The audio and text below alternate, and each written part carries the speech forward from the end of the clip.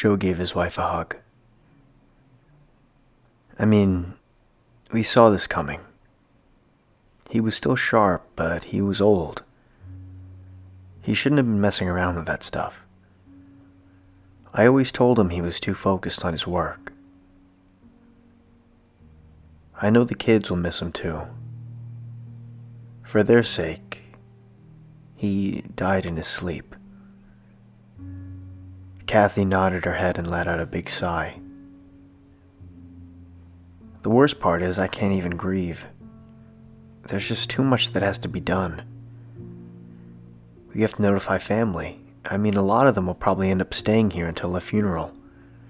His house needs to be cleaned and his stuff needs to be itemized. Let Brian take care of that. You think it's okay for him to handle that? Dad did have a lot of work stuff still in his house. He'll be fine. He'll probably want to get it done as fast as possible. I'll give him a call later this afternoon to let him know. And for the other stuff, we'll handle it together. Julie can help too. Thank you, she said, as she embraced her husband. Joe knew his wife was taking the death of her father hard. She was tough. She didn't necessarily show it, but he knew she was hurting. The worst part is he couldn't do anything to help. Sometimes a death is just something someone needs to work out on their own. He would support her, of course, but that pain isn't something easily relieved. After work, he vacuumed the living room, made up the guest rooms for the inevitable arrival of family members, cleaned up the kitchen and put the dishes away, trying to ease the workload of his wife in any way he could. By the time he finished it all, it was late and he was exhausted. His daughter Juliet was most likely asleep by now. Joe made his way to the bedroom and sat on the bed, tired. As he was drifting off to sleep, he could have sworn he heard a distinct tapping on the floor, as if coming from below. But seeing as he was exhausted and their room was on the first floor, he just chalked it up to him hearing things, or maybe the house shifting. One of those things. Joe woke up the next morning with his wife beside him. He realized she was awake, staring at the ceiling. "How is your sister?" "She's good. She's taking it hard, I can tell, but she's putting on a brave face. She'll be over later to help get the house ready." "Was Brian okay with helping clean Dad's house?" "Yeah, he should be there today. I might drop by his apartment later in case there's anything from his house he wants to give us." "Is Juliet awake yet?" "No. I'm a little worried about her. She's under a lot of stress. I mean, even before Dad died, she seemed stressed out. Going to college and all. Losing her grandfather. It isn't doing her any favors." "I'll talk to her," Joe said. "Try to cheer her up a bit. In the meantime," he sat up and gave his wife a kiss. "I gotta go to work. I'll leave early and stop by Brian's."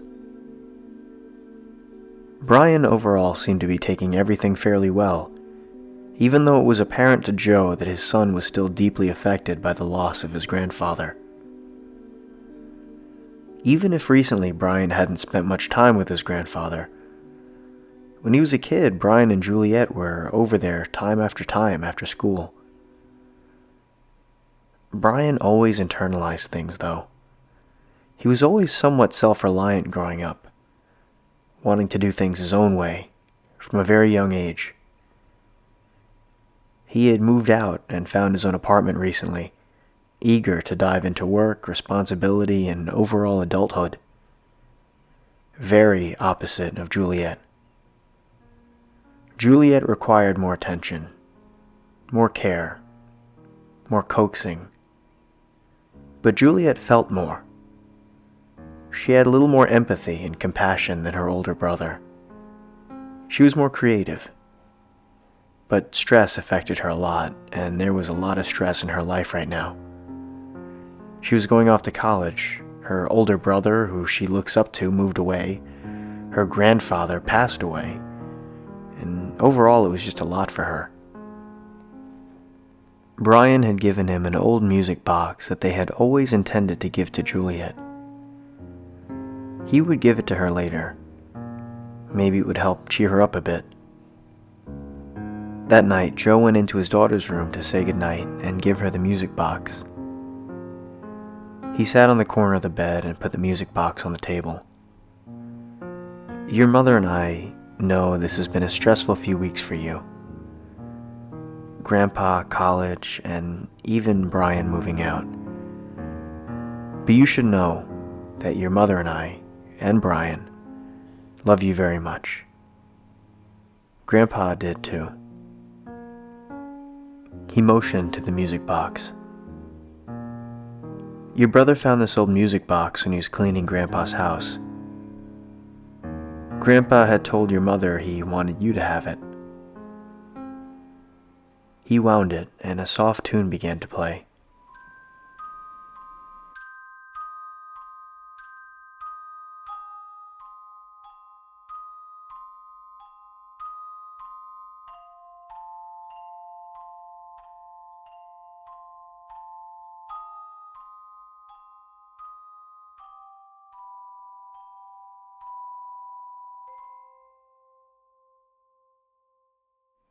He gave his daughter a hug goodnight and began to prepare for bed. He lay there. He glanced at the clock. It was past midnight. He heard the soft whoosh of the ceiling fan, the voice of his wife in the other room making arrangements for visiting relatives, a car passing by outside. And then he heard that noise again. That tapping he had heard the night before. It was louder, or at least it sounded like it. And it was deliberate. There was definitely a tapping noise coming from somewhere below his bed. He sat up and turned on the lamp, illuminating the room. He scanned around trying to find anything that could account for the noise, but didn't see anything. He leaned over the side of the bed and glanced down. Nothing. Nothing to explain the tapping.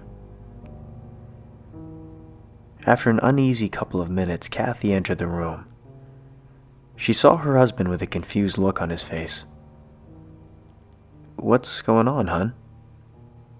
He considered mentioning the noise to her, but felt he would sound a bit ridiculous, so he kept it to himself.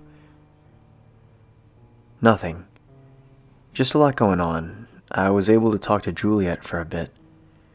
Gave her your parents' old music box. The one they said they wanted her to have." Kathy thanked him for being so supportive, and after a little while they were both asleep.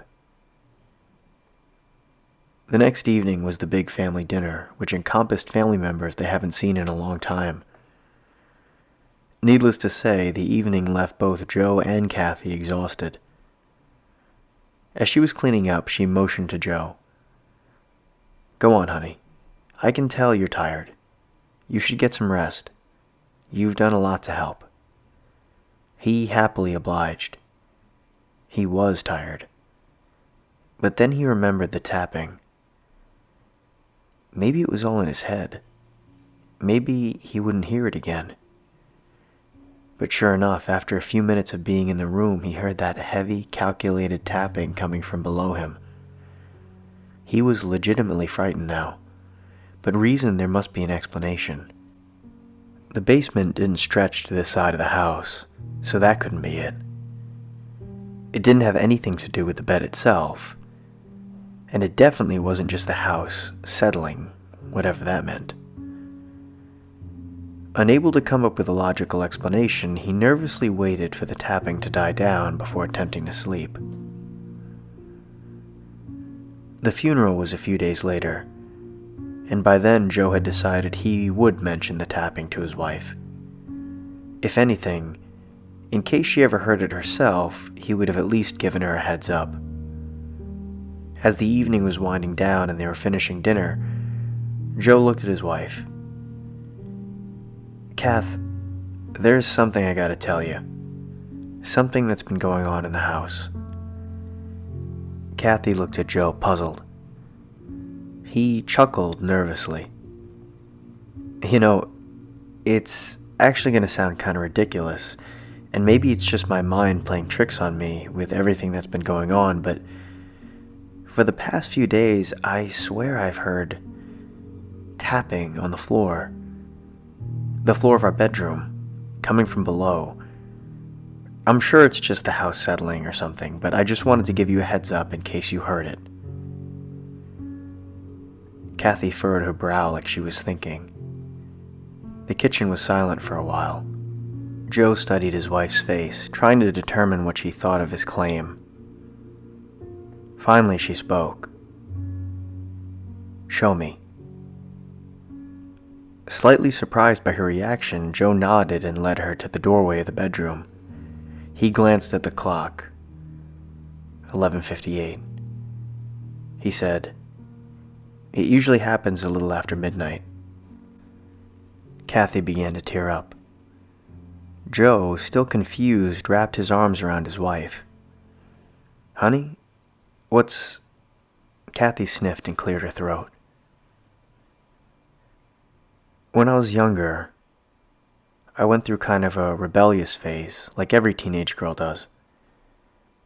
I was regularly staying out past curfew. Mom and Dad talked to me about it a few times, but it was clear I was going to keep breaking curfew, despite their scolding and discipline. As I got a little older, they got a little more lenient with it. They would let me stay out later without consequence.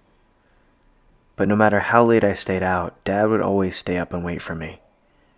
And no matter how late I came home, he would still be up, making sure I made it home okay.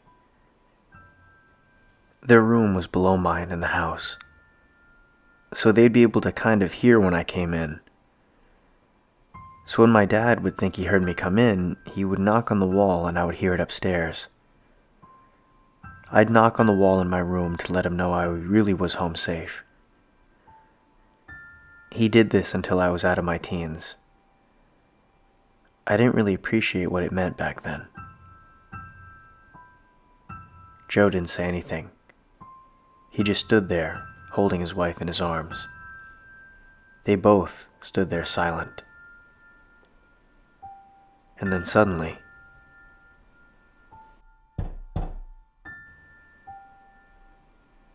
slowly, Kathy made her way across the room to the far wall. She balled up her hand and knocked on the wall, tears welling up in her eyes.